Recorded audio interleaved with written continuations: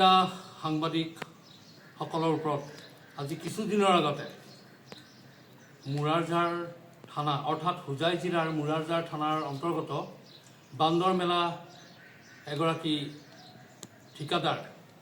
এগৰাকী ব্যৱসায়ী মমিনুল ইছলাম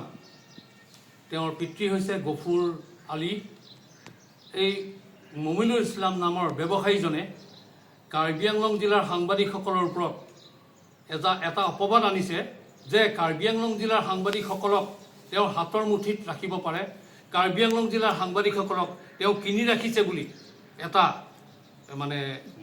মিছা মন্তব্য বা এটা অপমানসূচক মন্তব্য প্ৰদান কৰিছিলে। এই মন্তব্য প্ৰদান কৰাটোক আমি আপকো অৰ্থাৎ আসাম প্ৰেছ কৰেছপণ্ডেণ্ট ইউনিয়ন চমুকৈ আপকো কাৰ্বি আংলং জিলা সমিতিৰ হৈ আমি তীব্ৰ ভাষাৰে গৰিহণা দিছোঁ আৰু অনাগত দিনত মমিনুল ইছলামৰ দৰে যিকোনো ব্যক্তি যিকোনো সমাজ বিৰোধী ব্যক্তিয়ে সাংবাদিকসকলৰ ওপৰত বিশেষকৈ কাৰ্বি আংলং জিলাৰ সাংবাদিকসকলৰ ওপৰত বা অসমৰ বিভিন্ন ঠাইৰ সাংবাদিকসকলৰ ওপৰত কোনো ধৰণৰ বিতৰ্কমূলক মন্তব্য বা কোনো অপবাদ বা কোনো যাতে বদনাম অপমানসূচক মন্তব্য যাতে প্ৰয়োগ নকৰে,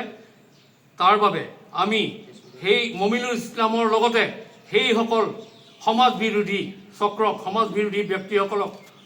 এই আপকো কাৰ্বি আংলং জিলা সমিতিৰ মঞ্চৰ পৰাই আমি গৰিহণা দিছোঁ আৰু তীব্ৰ ভাষাৰে তেওঁলোকক সকীয়াই দিছোঁ যে অনাগত দিনত আপোনালোকে কাৰ্বি আংলং জিলাৰ সাংবাদিকসকলক এনেধৰণৰ মন্তব্য কৰাৰ পৰা বিৰত থাকক।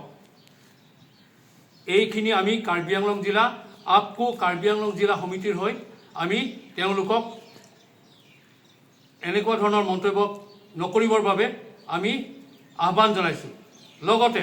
আমাৰ কাৰ্বি আংলং জিলাৰ প্ৰশাসনক উচিত এই দোষী ব্যক্তিজনক উচিত শাস্তি প্ৰদান কৰিবৰ বাবে কাৰ্বি আংলং জিলা প্ৰশাসনক তথা কাৰ্বি আংলং জিলাৰ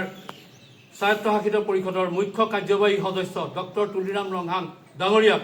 আমি আহ্বান জনাইছোঁ, অনুৰোধ জনাইছোঁ যে অতি সোনকালে তেখেতে এই ক্ষেত্ৰত